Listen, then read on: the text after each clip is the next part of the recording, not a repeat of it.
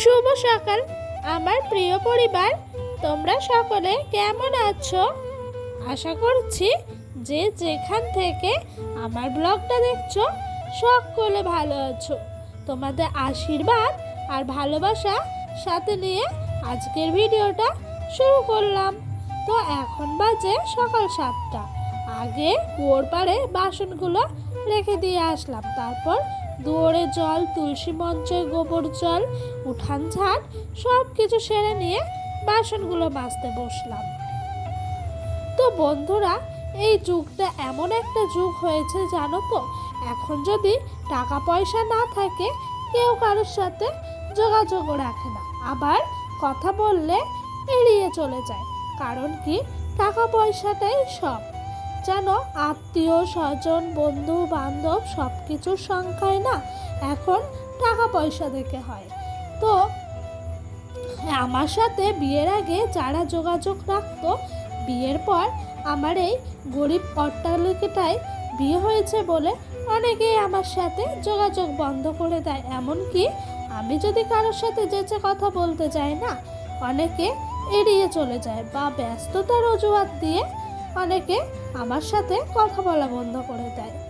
জীবনে কি টাকা পয়সাটাই সব? একদিন এক বাবা তার মেয়েকে বলছে, তোমাকে একটা বড় অট্টালিকা দেখে রাজকুমারের সঙ্গে বিয়ে দেবো, আর সেই রাজকুমার তোমাকে নিয়ে পক্ষীরাজে করে চলে যাবে। তো অনেক বাবাই আছে এখনো যারা তার মেয়ের মাথায় চিন্তাধারা ঢোকায় যে বিয়েটাই জীবনে সব, কিন্তু এসব চিন্তাধারা কখনোই ঢোকানো উচিত না। কেন জানো তো, একটা মেয়েকে নিজের পায়ে দাঁড়ানো একদম উচিত। যদি সেই মেয়েটা না নিজের পায়ে না দাঁড়ায়, শ্বশুরবাড়ি ওই যে রাজকুমারের সঙ্গে বিয়ে দেবে, সেও কিন্তু একদিন বলবে দুটো টাকা ইনকাম করে দেখাও। সেই ভেবেই মেয়েদেরকে আগে নিজের পায়ে দাঁড়াতে হয়, নিজের উপার্জন করতে হয়, তারপরে বিয়ে দিতে হয়। তো বন্ধুরা, তোমাদের সঙ্গে গল্প করতে করতে ওইদিকে আমার কাঁচা ধোয়া মেলা সব কিছু হয়ে গেছে। তারপরে এইদিকে চলে এসেছি কিছু লতি ছাড়াতে। ওই যে কালকে দেখিয়েছিলাম না তোমাদেরকে যে আমাদের কাছে কিছু লতি হয়েছে, ডোডোর পাপা তুলেছিল, সেই সব লতিগুলোই নিয়ে চলে এসেছি আজকে ছাড়াবো বলে। আর যারা যারা লতি খাও তারা হয়তো জানবে, লতি খেতে খুব টেস্ট হলো, লতি ছাড়াতে গিয়ে না অনেক সময় লাগে। এত সময় লাগে কি বলবো। আজকে লাস্টে মনে হচ্ছে এত রাগ লাগছে, কিচ্ছু করার নাই, করতে তো হবে। বিয়ে হয়েছে, সংসার হয়েছে, সংসারের সমস্ত কাজ পরিপাটিভাবে গুছিয়ে করতে হবে। তো দেখেছ, লতিগুলো ছাড়ানো হয়ে গেছে। এদিকে আমার হাতের অবস্থা কি হয়েছে। বিয়ের আগে না আমার হাতে এই বড় বড় নখ ছিল, আর এখন ছেলের কথা ভাবি, নিজের কাজের অসুবিধার কথা ভেবে নখগুলো সব কেটে ফেলে দিই একটু বড় হলেই। এইদিকে আমার লতি ছাড়ানো হয়ে গেছে, তারপর ঘরটা একটু ভালো করে ঝাঁট দিয়ে দিচ্ছিলাম। কারণ কি জানো তো, না হলে রান্না করতে গিয়ে নোংরা নোংরা লাগে আর ভাল লাগে না।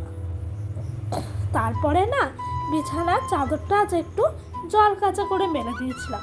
আজকে বিছানার চাদরটা একটু বেলার দিকে পেতে গুছিয়ে রাখছিলাম।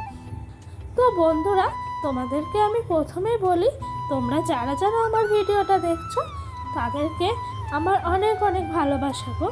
আর তোমাদের যদি ভিডিওটা ভালো লেগে থাকে তাহলে প্লিজ একটা লাইক কমেন্ট করো। আর ভিডিওটা যদি আরও ভালো লেগে থাকে তাহলে আমার চ্যানেলটা সাবস্ক্রাইব করে পাশে থাকা বেল বাটনটা কিন্তু অবশ্যই প্রেস করে দিও। কারণ কি জানো তো, আমার নতুন নতুন ভিডিওগুলো তোমাদের কাছে সবার আগে পৌঁছে যাবে। তো দেখো, এদিকে আমার বিছানা তোলা হয়ে গেল, এদিকে ডোডো একটু খেলা করছিল। তো ওই কাগজটা নিয়ে ও বারবার আমার কাছে দিচ্ছিল, আর আমি ফেলে দিচ্ছিলাম, ডোডো সেটা কুড়িয়ে কুড়িয়ে এনে দিচ্ছিল। এখন জানো তো, ডোডো অনেক কিছু শিখে গেছে। আগে শুধু ওর পাটা করে দাও, পাপ, এখন জিভ কান এইদিকে তাকিয়ে পাপ করে দাও দেখাতে পারে। তোমরা যারা যারা আমার ভিডিওটা ফোনের দিকে দেখছো স্কিপ না করে তোমাদের ছেলে এখন করবো ফুল ভিডিওটা দেখে যেও। তাও এইদিকে তারপরে কিছু আলু কেটে রাখলাম আর কিছু আমড়া কেটে রাখলাম। আমার শ্বশুরমশাই কালকে গাছের থেকে পেরেছে, এই আমড়াগুলো বাড়তি হয়ে যাচ্ছে আর বেশি নেই, সেই কারণে পেরে ফেললো উনি।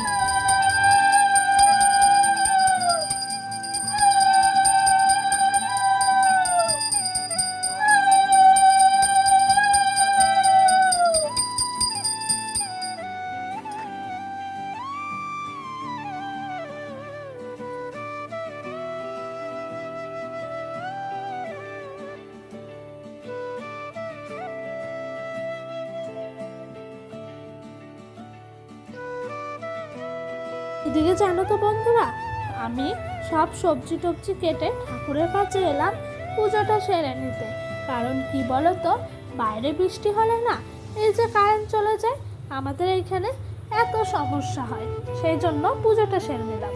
আর আজ কি হয়েছে জানো, আমার শাশুড় মা আজকে ভাত বসাতে গেছিল, তখনই গ্যাস শেষ হয়ে গেল। আর কি করা যাবে, এই মা জল ঢোকা উনানের মধ্যে, মাটির ভিজা উনান দেখেছো তোমরা, উনানের মধ্যে খুব কষ্টে আজ রান্নাটা সারলাম। তো কিছু পাটকাঠি দিয়ে আর কাঠ দিয়ে দিয়ে রান্নাটা শেষ করে নেওয়ার চেষ্টা করছিলাম। আর কাঠগুলোও না ভেজা ভেজা হয়েছে, আর জানো তো উনানের ভেতরে অনেক জল আছে, সেই জন্য আরও ভিজে ভিজে যাচ্ছে, আরও কষ্ট হচ্ছিল, আগুন জ্বলতেই চাইছিল না। তো তারপর একটা বালিশের ওয়ার আমি গড়িয়ে নিচ্ছিলাম। এখন ডোডো ঘুমাচ্ছে, ওঠেনি। এদিকে আমার রান্নাও শেষ হবে হচ্ছে। তো বন্ধুরা চলো কাজ করতে করতে তোমাদের কিছু সুন্দর কমেন্টের রিপ্লাই দিই। একজন বলেছে, বন্ধুরা আমি অনেক কষ্ট করছি, জানি না সফল হতে পারবো কিনা, তোমরা আমার ভুলগুলো কি আছে বলবে। তো আমি একটা কথাই বলি তোমাকে, তুমি যেই ভিডিওগুলো করছো না সেগুলো আগে ভালো করে দেখো, ভালো করে দেখার পরে ভিডিওগুলো আপলোড দিও। আর পারলে কিছু টেক চ্যানেল ফলো করো, সেখানে অনেক কথা বলা আছে, সেগুলো তোমার অনেক অনেক কাজে লাগবে।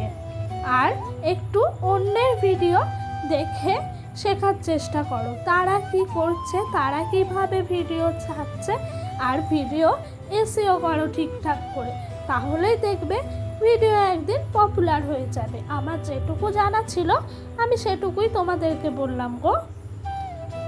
তো এই দেখো এদিকে আমার রান্না বান্না হয়ে গেছে। তারপর আমার বরমশাই আজকে এসছে 4টের সময়, তো আজকে 4:30 সময় আমি আর আমার বরমশাই খেতে বসেছি। এই দেখো কচুরলতিটা কিন্তু আজ খুব টেস্ট হয়েছে জানো।